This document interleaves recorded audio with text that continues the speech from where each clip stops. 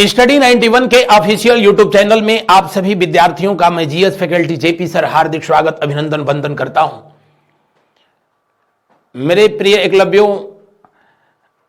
Study 91 का ये special episode और आजकल हम लोग मध्यकालीन इतिहास के संदर्भ में अध्ययन कर रहे हैं, स्पेशली सल्तनत काल। और आज हम लोग सल्तनत कला एवं स्थापत्य से बनने वाले प्रश्नों पर दृष्टिपात करेंगे, सिंहावलोकन करेंगे, ताकि अगर परीक्षाओं में इनसे प्रश्न बने तो मुंह न बनाना पड़े। आज का यह पहला प्रश्न आपके स्क्रीन पर दिख रहा है। निम्नलिखित में से किसने कुतुब मीनार के निर्माण में योगदान नहीं दिया? इस प्रश्न को आगामी परीक्षाओं में पूछे जाने के इसलिए भी सबसे अधिक चांसेज हैं कि आजकल जीएस भी करंट बेस्ड जीएस पूछ रहा है, यानी करंट से रिलेटेड जीएस पूछ रहा है।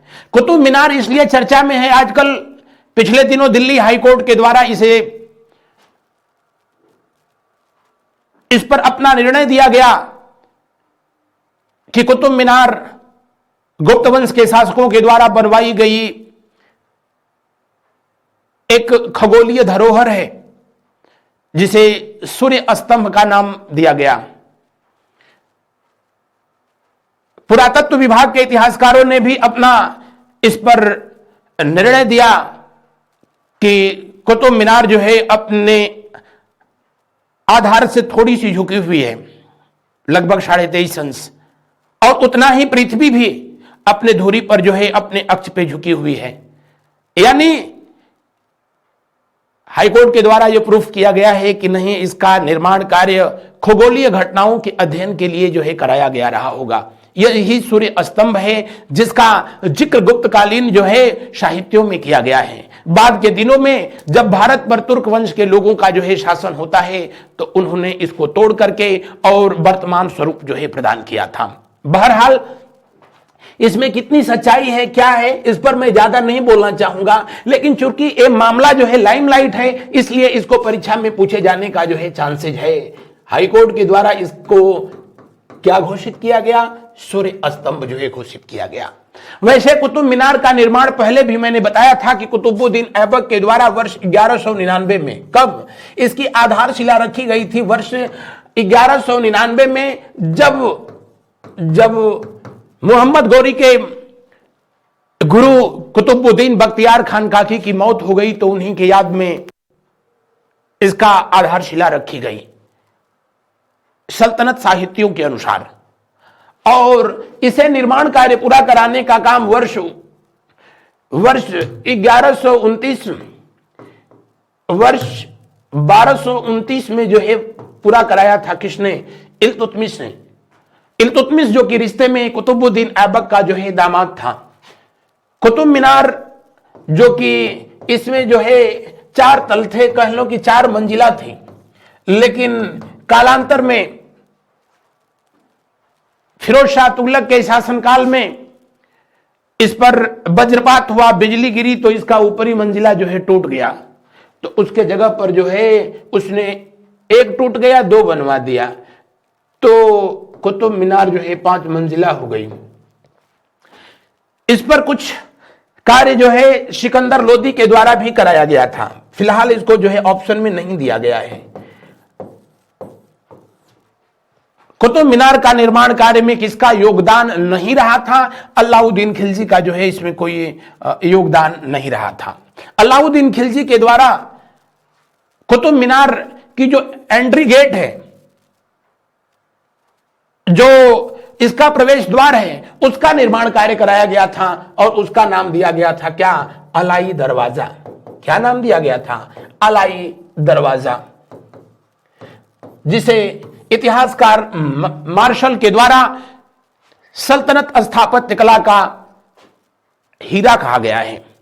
तो दिए हुए प्रश्न का कौन सा विकल्प सही है? दिए हुए प्रश्न का तीसरा विकल्प बिल्कुल सही है। अगला प्रश्न देखें। कीर्ति स्तंभ प्रशस्ति के रचयिता थे सोमदेव, जैता, नाथा या अभिरुचि? कीर्ति स्तंभ है कहां पर? राजस्थान में, चित्तौड़ में। और इसका निर्माण कार्य रावल कुमार के शासनकाल में एक जैन व्यापारी के द्वारा कराया गया, जिनका नाम था जीजाजी। वाह, क्या घर वालों ने नाम रखा था।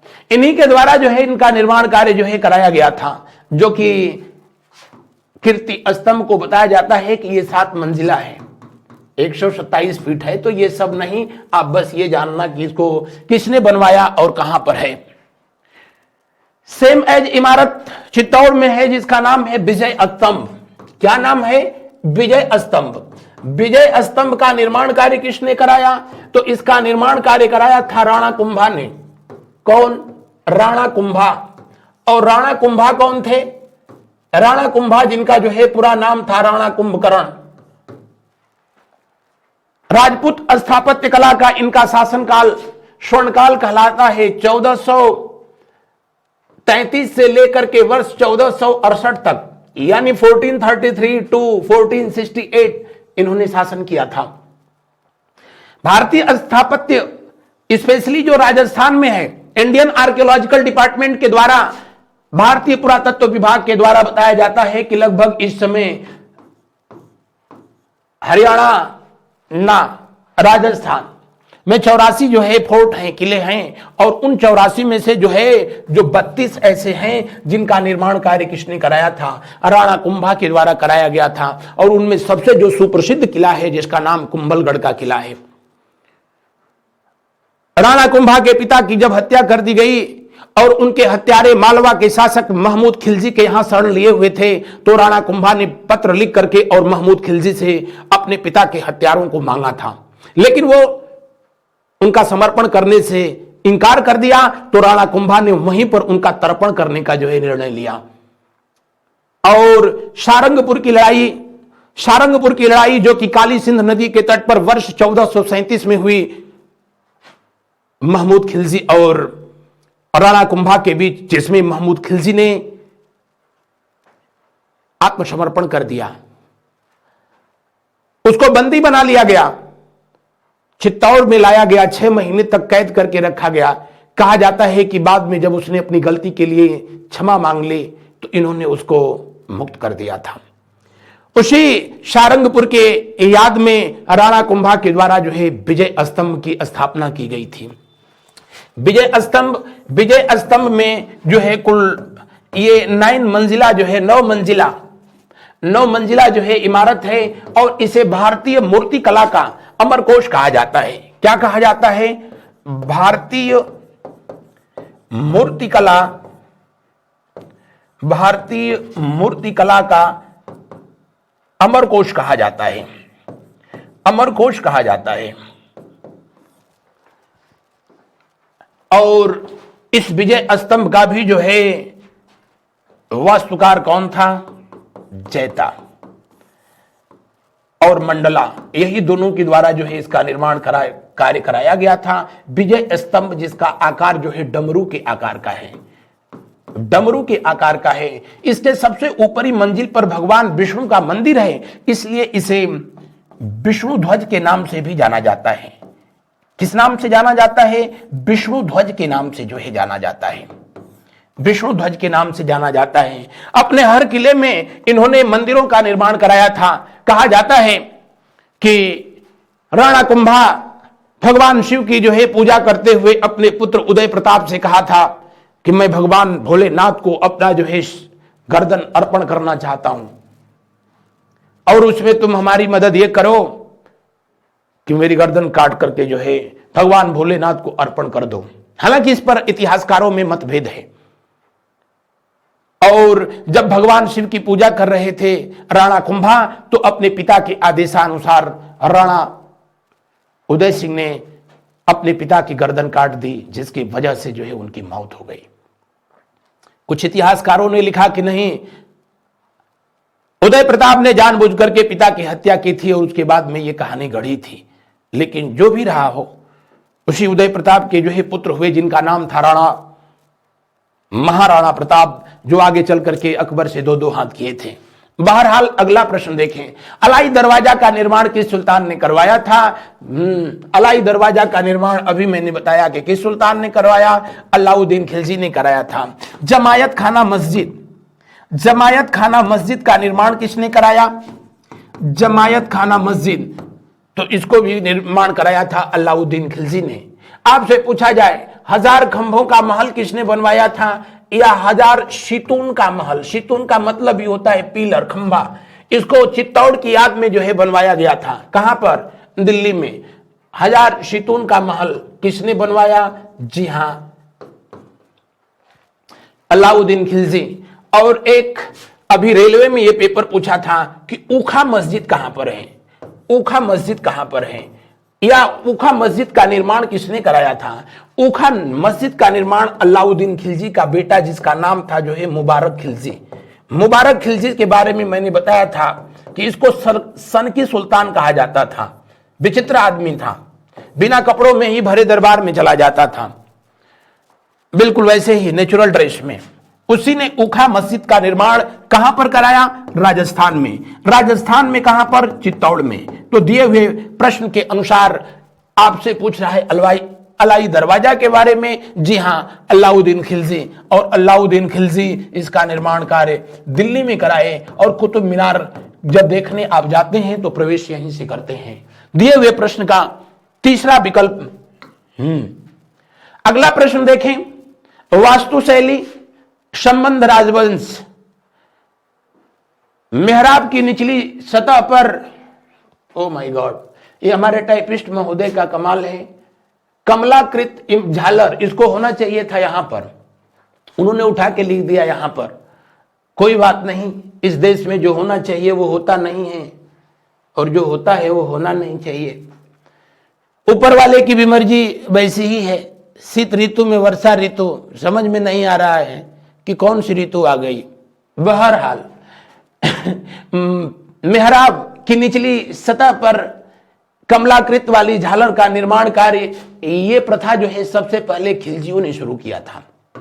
खिलजियों ने शुरू किया था, और खिलजियों ने यह प्रथा जो है दक्षिण भारत के क्षेत्रों को, जो है दक्षिण भारत में बनवाए गए मंदिरों को देख करके जो है उसको वहां से उठाया था। अष्टभुजी मकबरों का उदय हुआ था तुगलक राजवंश में। जिया खान तेलंगानी वो पहला व्यक्ति था जिसका अष्टभुजाकार मकबरा बनवाया गया था, आज भी दिल्ली में है। लोधी वंश के शासकों ने भी अष्टभुजाकार मकबरे का निर्माण करवाया, और उसमें सिकंदर लोधी पहला ऐसा सुल्तान था जिसके मकबरे पर एक गुंबद नहीं ना 2-2 गुंबद जो है बनाए गए। तो अष्टभुजी मकबरों का उदय जो है तुगलक वंश में हुआ। स्तंभों में बोधिगोई का प्रयोग, ये तो विजयनगर साम्राज्य के जो है मंदिरों में देखने को मिलता है, दक्षिण भारत में जो है देखने को मिलता है। विजयनगर साम्राज्य जिसकी स्थापना हरिहर और बुक्का नामक भाइयों के द्वारा कराया गया था, तुंगभद्रा नदी के तट पर। और ये दोनों भाई मोहम्मद बिन तुगलक के यहां कभी बंदी बना करके लाए गए थे, लेकिन जब उनको मौका मिला तो ये 9-2-11 और वहां पर इन्होंने विजयनगर साम्राज्य की स्थापना की, और अपने पहले राजवंश का नाम अपने पिता संगम के नाम पर संगम वंश रखा था। बहरहाल अगला, झुकी हुई दीवारों के साथ विशाल मुख्य द्वार, ये सरकी वंश के शासकों का जो है स्थापत्य कला में दिखता है। सरकी वंश ने जो है शासन कहां किया? जी हां, जौनपुर जिसको सिराजे हिंद के नाम से जो है जाना जाता है। जौनपुर जिसकी स्थापना फिरोज शाह तुगलक ने अपने भैया जौना खां के याद में गोमती नदी के तट पर कराया था। तो दिए हुए प्रश्न के अनुसार कौन सा विकल्प सही होगा? ए का कौन सा? तीसरा, ए का तीसरा। तो ये दोनों तो आंसर नहीं होंगे। उसके बाद अष्टभुजी मकबरों का उदय, बी का चौथा, यानी दिए हुए प्रश्न का कौन सा विकल्प सही है? पहला विकल्प सही है। आगे देखें, किताबुल हिंद रचना के प्रसिद्ध लेखक का नाम क्या है? किताबुल हिंद में उस समय का राइटर भारत के स्थापत्य कला, भारत की भौगोलिक स्थिति, भारत के रीति रिवाज के संदर्भ में भी जो है अपनी कलम चलाई है। और किताब उल हिंद, जिसको कुव्वत उल हिंद के नाम से भी जाना जाता है, कुव्वत उल हिंद के नाम से भी जाना जाता है। और इस किताब को सबसे पहले जिस व्यक्ति ने लिखा था उस व्यक्ति का नाम था क्या? अल बरूनी। अल बरूनी के द्वारा ये भारत भूमि पर भारत के संदर्भ में लिखी गई ये पहली पुस्तक थी, जिसका आगे चल करके अंग्रेजी में अनुवाद जो है एडवर्ड ने किया था। किसने किया? एडवर्ड के द्वारा जो है किया गया, एडवर्ड सचाऊ। और इसका अल बरूनी इंडिया के नाम से इसने जो है अनुवाद किया था। अल बरूनी इंडिया के नाम से इन्होंने इसका अनुवाद किया। जबकि इसी पुस्तक का कुव्वत उल हिंद का हिंदी भाषा में रूपांतरण किया किसने? तो रजनीकांत शर्मा ने। किसने? रजनीकांत शर्मा ने। और भोजपुरी में अब मैं करूंगा। तो इसको लिखा किसने था? अल बरूनी ने लिखा था। अल बरूनी किसके साथ भारत आया था? आपको मैं पहले ही बताया था। अल बरूनी भारत में महमूद गजनवी के साथ आया था। किसके साथ आया? महमूद गजनवी के साथ जो है भारत आया था। यह पहला ऐसा मुस्लिम व्यक्ति था जिसके बारे में कहा जाता है कि जिसने संस्कृत का अध्ययन किया, जिसने भारत में अध्ययन किया और भारत में जो है पुराणों उपनिषदों का जो है अध्ययन किया था। महमूद गजनवी के साथ आए हुए इतिहासकारों का जो है मैंने ट्रिक भी आपको जो है बताया था पिछले लेक्चर में। का ना फूफू ना फूफा। ए का मतलब अलबरूनी, एफ का मतलब क्या? जी हां फिरदौसी, यू का मतलब उत्बी और एफ का मतलब फारूकी। मैं पहले भी जो है इस पर चर्चा कर चुका हूं। बढ़ता हूं आगे की तरफ। निम्नलिखित में से किसने स्वयं को हिंदुस्तान का तोता कहा? हिंदुस्तान का तोता सबक ए हिंदी। क्या? सबक ए हिंदी, तूतिए हिंद, तूतिए हिंद, तूतिए हिंद कहा जाता है कि इसी का जो ये तुर्की रूपांतरण है, क्योंकि वहां उस लैंग्वेज में फारसी रूपांतरण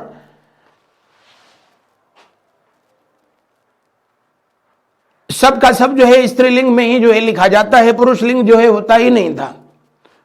इसलिए तो फरूखा वो नहीं था, फारूकी था। मोहम्मद गोरी, गोरा नहीं गोरी। अब ये तोता नहीं तूती। तो ये सब लैंग्वेज का जो है खेल था।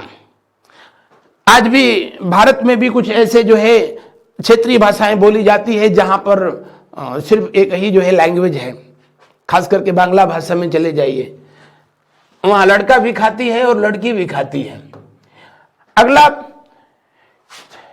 सबक ए हिंदी, तूतिए हिंद किसको कहा गया? अमीर खुसरो को कहा गया। किसको? अमीर खुसरो। अमीर खुसरो किसके जो है शिष्य थे? मैं पहले भी बताया था।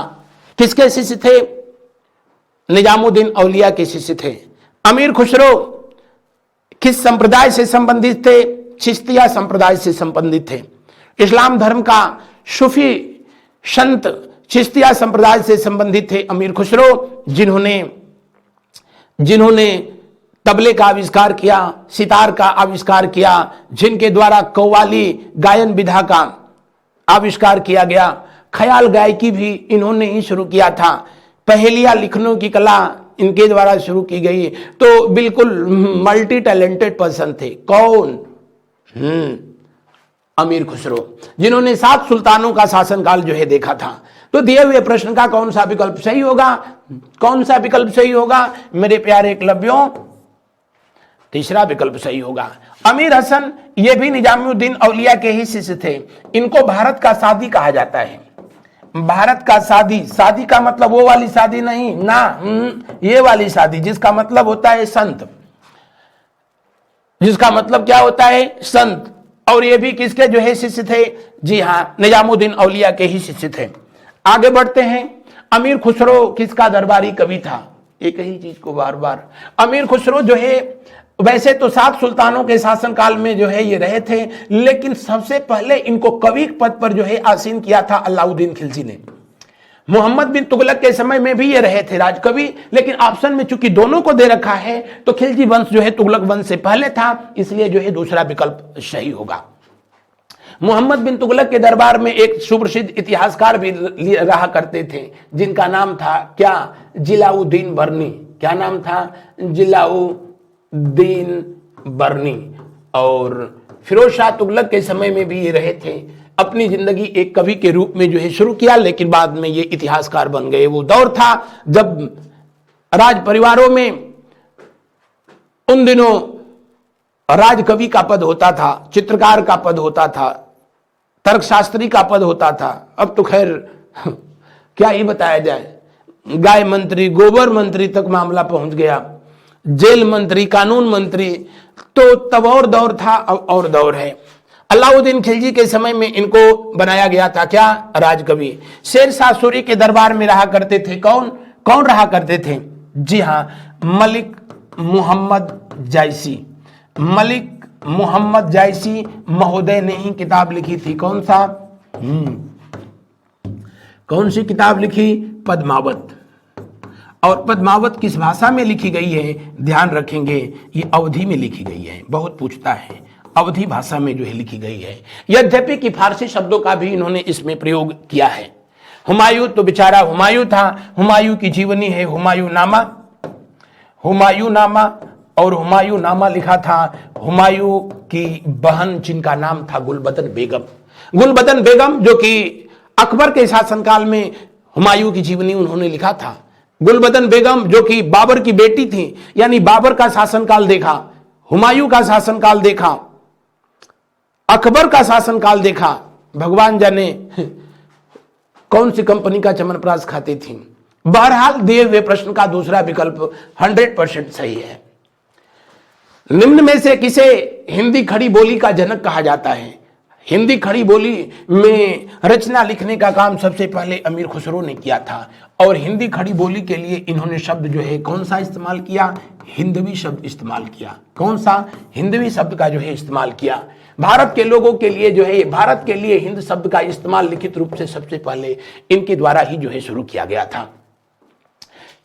कबीरदास जी, कबीरदास जो कि एक ब्राह्मण महिला, ब्राह्मण विधवा महिला के जो है गर्भ से उत्पन्न हुए थे, और उन्होंने जब इनको फेंक दिया हमारे बनारस में लहरतारा में, तो इनका जो है पालन पोषण इस्लाम धर्म के मानने वाले लोगों के घर में हुआ था। कबीरदास का जो है दोनों धर्म के लोगों के प्रति जो है बड़ा अपना अलग रवैया रहा था। और उसी समय जब भारत पर सिकंदर लोदी का शासन हुआ करता था, किसका, सिकंदर लोदी का शासन हुआ करता था, तो कहा जाता है कि ये सिकंदर लोदी और बहलोल लोदी दोनों के जो है समकालीन, लोदी वंश में 3 शासक रहे थे और 2 के ये समकालीन थे कबीरदास जी। कबीरदास जी के द्वारा जब जो है एक दोहा लिखा गया, हर धर्म पर जो है इनका कटाक्ष होता था, आडंबर, दिखावा, इन सब चीजों पर ये हमेशा हमलावर रहे, चाहे कोई भी धर्म हो। हिंदू धर्म के संदर्भ में भी इन्होंने लिखा, पाहन पूजे हरि मिले तो मैं पूजू पहाड़, ता से ठीक चकिया भली पीस खाए संसार। यहां तक तो ठीक था, क्योंकि उस समय योगी जी नहीं थे। उसके बाद इसने लिखा, इन्होंने, हालांकि ये पढ़े लिखे नहीं थे, ये अपना प्रवचन जो है देते थे, और इनकी जो है बातों को शब्द रूप इनके जो है शिष्यों के द्वारा जो है दिया जाता था। ये खुद जो है कहे हैं कि मसी कागज गही छोर नहीं।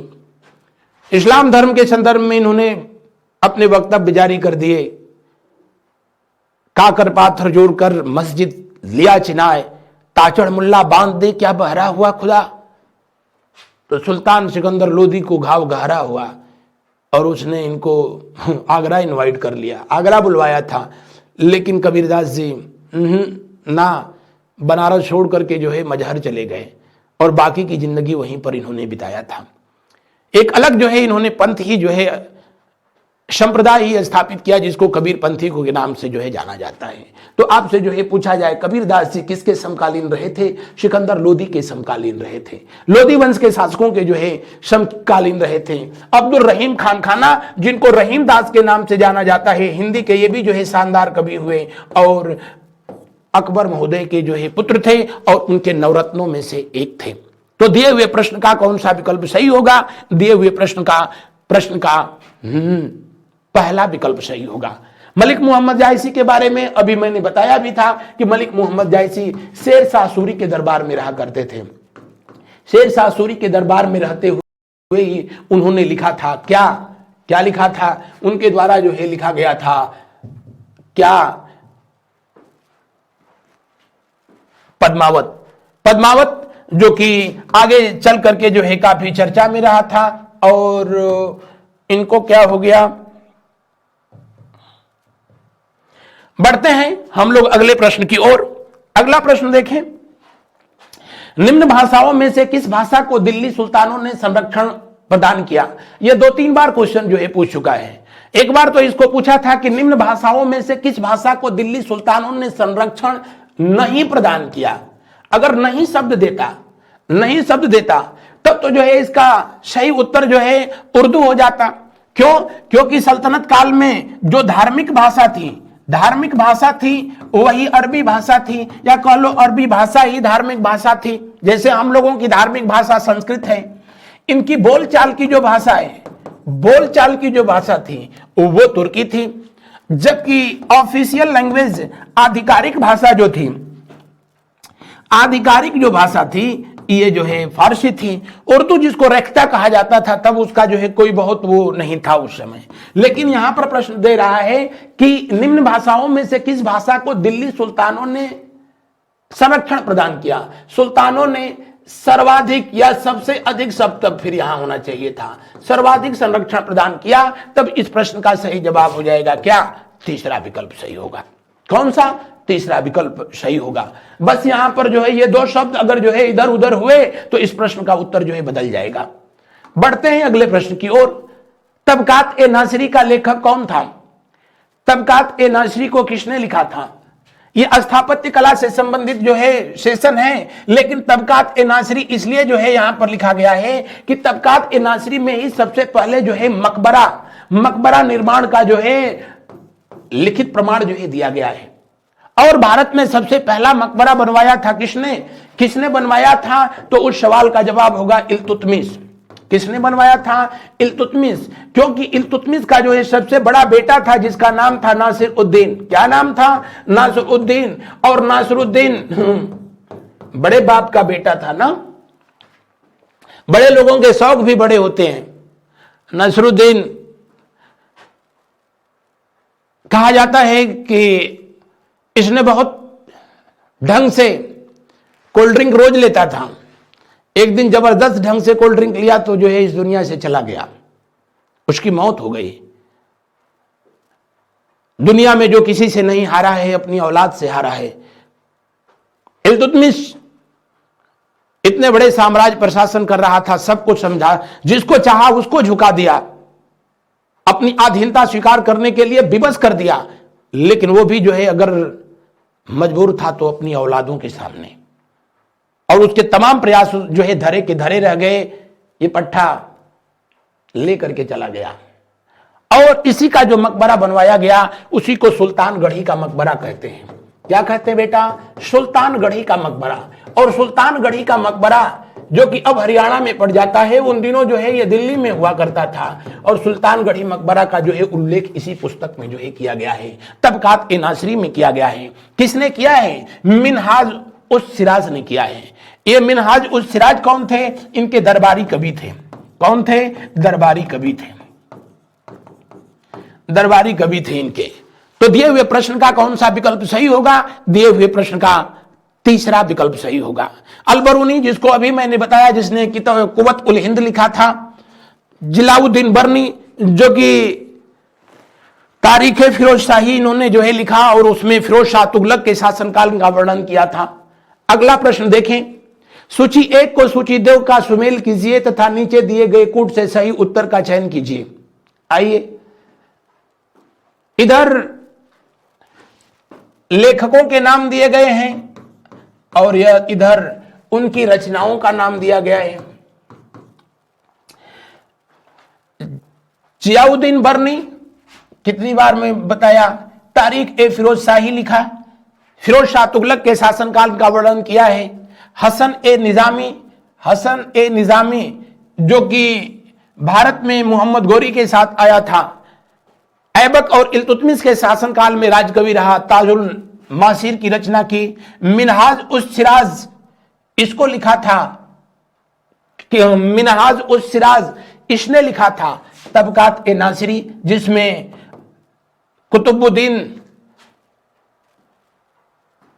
कुतुबुद्दीन ऐबक के दामाद इल्तुतमिश के बेटे नासरुद्दीन की जीवन कथा का इन्होंने वर्णन किया है।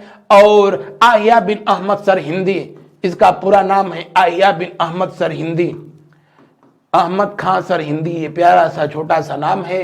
ये व्यक्ति मुबारक शाह के शासनकाल में उसका राज कभी हुआ करता था। और इसने जो लिखा है तारीख ए मुबारक शाही, इससे सैयद वंश के संबंधित एकमात्र ये पुस्तक है। सैयद वंश की जो है जानकारी मिलती है। बढ़ते हैं अगले प्रश्न की ओर। उससे पहले मैं बता दूं कि दिए हुए प्रश्न में ए का कौन सा तीसरा, ए का तीसरा, तो ये दोनों तो ना, बी यानी जो है हसन बी का चौथा, बी का चौथा, बी का चौथा, बी का चौथा, चलो दोनों में दिया है। आ जाओ मिनहाज उस सिराज यानी सी का दूसरा, सी का दूसरा, सी का दूसरा, सी का दूसरा, यानी ये सही है। बढ़ते हैं अगले प्रश्न की ओर। अगला प्रश्न को देखते हैं। निम्नलिखित में से कौन सा राजपूत राजा संगीत पर एक पुस्तक लेखक के रूप में जाना जाता है? जी हां, राणा कुंभा, या जिनका नाम था राणा कुंभकर्ण। राणा कुंभकर्ण भगवान भोलेनाथ के परम भक्त थे। और मैंने अभी बताया था कि अपनी इह लीला, अपने जीवन को जो है इन्होंने कुछ इस तरह से जो है समाप्त कर दिया। शायद ये भी जो है उस कथा से प्रभावित रहे होंगे। वो रावण था जिसने अपने 10 सिर काट करके भगवान भोलेनाथ को जो है अर्पित कर दिया था। इनके पास तो एक ही था और वो भी कटवा दिए। इनके पुत्र उदय सिंह या उदय सिंह ने जो है उनकी पूजा करते समय तलवार से ये धार्मिक कार्य किए थे। राणा कुंभा ने बीड़ा बजाने का जो है बड़ा ये पारंगत शासक थे। राणा कुंभा की संगीत पर लिखी गई पुस्तक, जिस पुस्तक का जो है नाम है संगीत मीमांसा, संगीत मीमांसा, संगीत मीमांसा इन्हीं के द्वारा लिखी गई।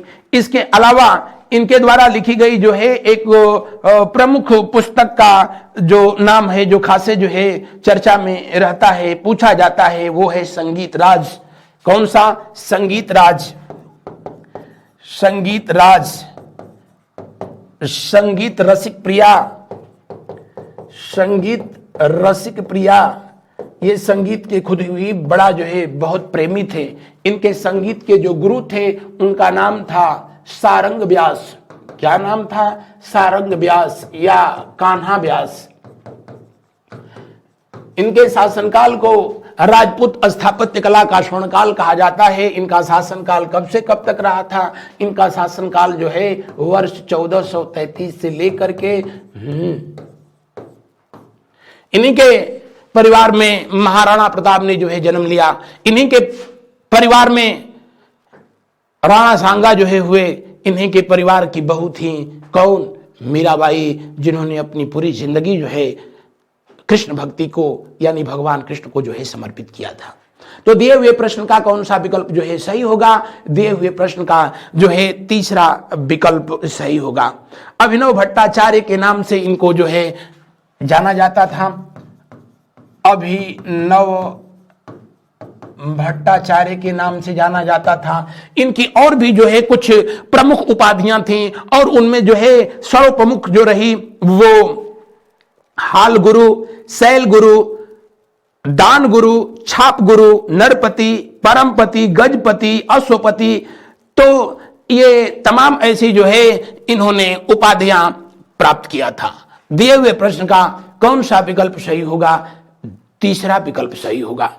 बढ़ते हैं हम लोग अगले प्रश्न की ओर। उससे पहले बता दें पृथ्वीराज चौहान की जीवन गाथा जो है चंद्र बरदाई ने लिखा है। किसमें? पृथ्वीराज रासों में। किसमें लिखा है? पृथ्वीराज रासो में। आप लोगों में से कोई मुझको कमेंट करके बताएगा कि पृथ्वीराज रासो का जो अधूरा कार्य रह गया था, जिसको पूरा नहीं कर पाया था चंद्रबरदाई, उसको किसने पूरा किया? बहरहाल बढ़ते हैं हम लोग अगले प्रश्न की ओर। दिल्ली का वह सुल्तान जिसने अपने संस्मरण लिखा, दिल्ली का वह सुल्तान जिसने अपनी ऑटोबायोग्राफी अपने हाथों से लिखी, वो थे फिरोज शाह तुगलक। और इन्होंने जो पुस्तक लिखी उसका नाम था फुतूहात ए फिरोज शाही। ये प्यारे प्यारे नाम जो है आपको मिलेंगे। इन्होंने अपनी जीवनी अपने हाथों से लिखी। बाकी तो इल्तुतमिश जो कि गुलाम वंश का शासक था, ये बहुत कुछ जो है अपनी जिंदगी गुलामी से शुरू किया था। बलबन भी वही था, तो ये बहुत पढ़े लिखे लोग नहीं थे। अलाउद्दीन खिलजी तो काफी कुछ ज्यादा ही पढ़ लिया था, ये लिख देता था तो खुद ही नहीं पढ़ पाता था। बढ़ते हैं अगले प्रश्न की ओर। सूची 1 का सूची 2 का सुमेल कीजिए तथा नीचे दिए गए कूट से सही उत्तर का चयन कीजिए। तारीखे हिंद, या इसी को जो है कुव्वत उल हिंद कहा जाता है, कुव्वत उल हिंद। और इसको लिखा था किसने? इसको लिखा था अल-बरूनी ने। अल-बरूनी ने। रेहला को लिखा था इब्न बतूता ने। तबकाते नासिरी को लिखा था किसने? मिनहाज सिराज ने। तारीखे दिल्ली को लिखा था किसने? खुसरो ने लिखा था। यानी ए का चौथा, ए का कुछ करने की जरूरत ही नहीं थी। डी विकल्प जो है सही है। आगे बढ़िए, अगला प्रश्न देखिए। सल्तनत कालीन लिखित ग्रंथों को सुमेलित कीजिए। किताबुल हिंद बार बार कई बार आया है, परीक्षाओं में भी कई बार इसको पूछा है। अल-बरूनी ने लिखा। तुगलकनामा अमीर खुसरो ने लिखा। खजाइनुल फुतूह, ओहो, इसको जो है लिखा था इसामी ने। फुतूह उल सलातीन, फुतूहात ए फिरोज शाही को जो है खुद फिरोज शाह तुगलक के द्वारा जो है लिखा गया था, इसको जो है इसने लिखा। यानी दिए हुए प्रश्न का कौन सा जो है विकल्प सही होगा? ए का तीसरा, ए का तीसरा कहीं नहीं दिया है इसको। ए का तीसरा, ई का पांचवा, ये और ये दिया है, यानी ये और ये नहीं हो सकते हैं। डी का चौथा, सही तो है।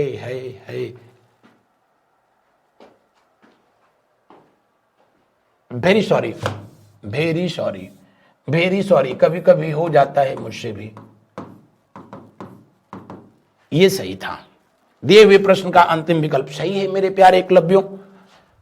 बढ़ते हैं हम लोग अगले प्रश्न की ओर। भारत में पोलो खेल का प्रचलन किया गया, परीक्षा के दृष्टिकोण से अति इंपॉर्टेंट, इसलिए कि अभी जो है पोलो स्तंभ का जो है पोलो पिलर या पोलो स्तंभ का अनावरण किए थे कौन? अपने देश के केंद्रीय गृह मंत्री। कौन? कहां पर? मणिपुर में। कहां पर किए थे? मणिपुर में किए थे। मणिपुर को पोलो खेल का जो है मदरलैंड ऑफ द पोलो कहा जाता है। दुनिया का सबसे प्राचीनतम पोलो खेल का जो ग्राउंड है वो आज भी मणिपुर की राजधानी इंफाल में ही स्थित है। वहीं पर अभी अपने गृह मंत्री महोदय के द्वारा जो है पोलो ग्राउंड का, पोलो स्तंभ का जो है अनावरण जो है किया गया है। और इसको भारत में सबसे पहले, भारत में पूर्वोत्तर भारत से बाहर भी दूसरे क्षेत्रों में जो है शुरू किया। वो किसने शुरू किया?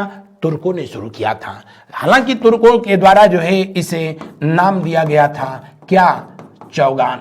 क्या नाम दिया गया था? चौगान। ये वो खेल है जिस खेल में घुड़सवार घोड़े पर बैठ करके और जमीन पर पड़ी हुई बॉल को जो है हिट करता है।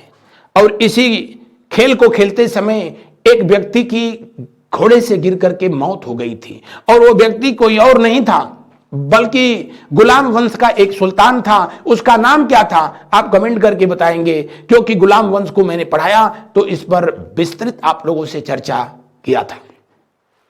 बढ़ते हैं हम लोग अगले प्रश्न की ओर। अगला प्रश्न को देखते हैं। अगले प्रश्न को देखें। दस्तार बंदान कौन कहलाते थे? जी हां, दस्तार का मतलब तो वैसे होता है पगड़ी, और वो लोग जो कि सल्तनत काल में सत्ता व्यवस्था धार्मिक रीति रिवाजों के अनुसार चल रही है या नहीं चल रही है, उस पर जो नजर रखते थे उनको उलेमा कहा जाता था या फिर दस्तार बंदान के नाम से जाना जाता था। तो दिए हुए प्रश्न का अंतिम विकल्प सही होगा।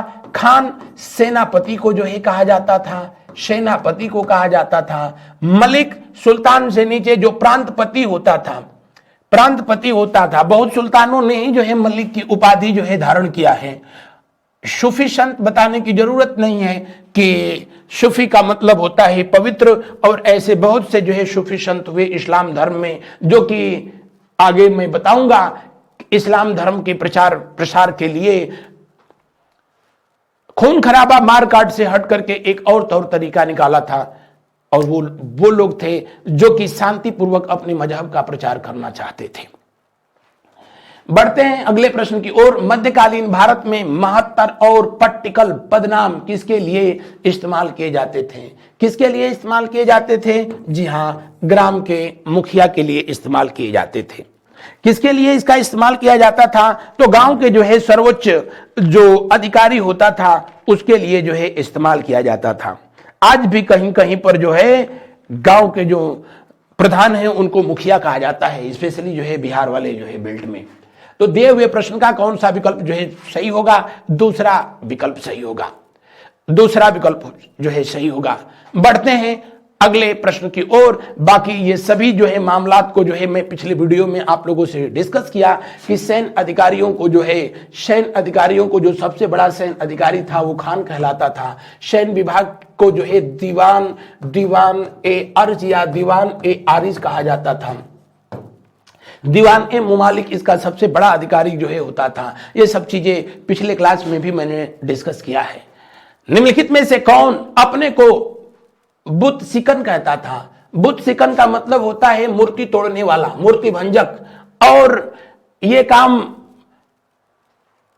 बहुत सारे जो है सुल्तानों ने किया, भारत पर आक्रमण करने वाले आक्रमणकारियों ने किया, लेकिन बुत सिकन की उपाधि जो है धारण किया था कौन? महमूद गजनवी। महमूद गजनवी जिसने बड़े पैमाने पर भारत में मंदिरों को तोड़ा था। जब उसने कन्नौज पर अटैक किया, कन्नौज पर उसने आक्रमण किया, तो मथुरा, वृंदावन, नंदगांव, बरसाने सहित हजारों मंदिरों को जो है खंडहर में तब्दील कर दिया गया था। ज्वाला देवी मंदिर को भी उसी ने सबसे पहले खंडहर में तब्दील किया। उसका 16वां आक्रमण वर्ष 1125 में जो हुआ था सोमनाथ मंदिर पर हुआ था। सोमनाथ मंदिर पर हुआ था जहां इसको अपार धन दौलत जो है प्राप्त हुई। कहा जाता है कि महमूद गजनवी वर्ष 1020 में इसने कभी काशी पर भी चढ़ाई की, लेकिन समय गलत चुन लिया था। सावन के महीने में, बरसात के महीने में, और 3 नदियों के संगम पर स्थित है शहर बनारस, वरुणा, असी और गंगा।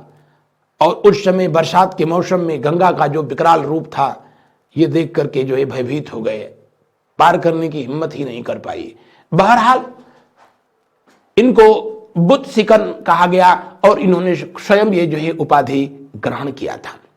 बढ़ते हैं अगले प्रश्न की ओर। अगला प्रश्न देखें। अगर भारतीय लोगों में पूछा जाए, भारतीय सुल्तानों में पूछा जाए, तो बुत सिकन किसको कहा गया, किसने उपाधि जो है ग्रहण की? तो उस सवाल का जो है जवाब होगा कौन? फिरोज शाह तुगलक। इन्होंने भी पुरी मंदिर पर, जगन्नाथ मंदिर पर अटैक करवाया था। उसके अलावा सिकंदर लोदी ने भी ज्वाला देवी मंदिर को तोड़ करके माता की मूर्ति को खंड खंड में जो है विखंड करके और कसाईयों को मांस तोड़ने के लिए जो है दे दिया था। तो भारतीय सुल्तानों में पूछा जाए, बुत सिकन की उपाधि सबसे पहले जो है फिरोज शाह तुगलक ने ली, उसके बाद जो है इस महोदय ने लिया, लेकिन ये काम ऑलमोस्ट सबने किया। बढ़ते हैं अगले प्रश्न की ओर और 2020 सीरीज का यह अंतिम प्रश्न होगा। किसके शासनकाल में सबसे अधिक मंगोल आक्रमण हुए थे? मंगोलों का पहला आक्रमण अगर जो है पूछा जाए तो भारत में वर्ष 1221-22 के दरमियान हुआ था। कब? इल्तुतमिश के शासनकाल में। इल्तुतमिश के शासनकाल में जब मंगोलों का जो है सरगना उन दिनों जिसका नाम था चंगेज खां जो है सिंध तक चढ़ आया था, लेकिन इल्तुतमिश ने जैसे तैसे इस मामले को जो है सॉल्व करने में सफलता प्राप्त की, क्योंकि ख्वारिज्म के जो है शासक का पीछा करता हुआ वो चला आया था और हवा इनकी खराब हो गई थी। मंगबरनी ने इल्तुतमिश से शरण मांगी, इल्तुतमिश ने जो है सिरे से खारिज कर दिया। तो ये पहला अटैक था। दूसरा वर्ष 1285 में बलबन के शासनकाल में हुआ था, जिसमें बलबन का बेटा मारा गया था महमूद अजहर।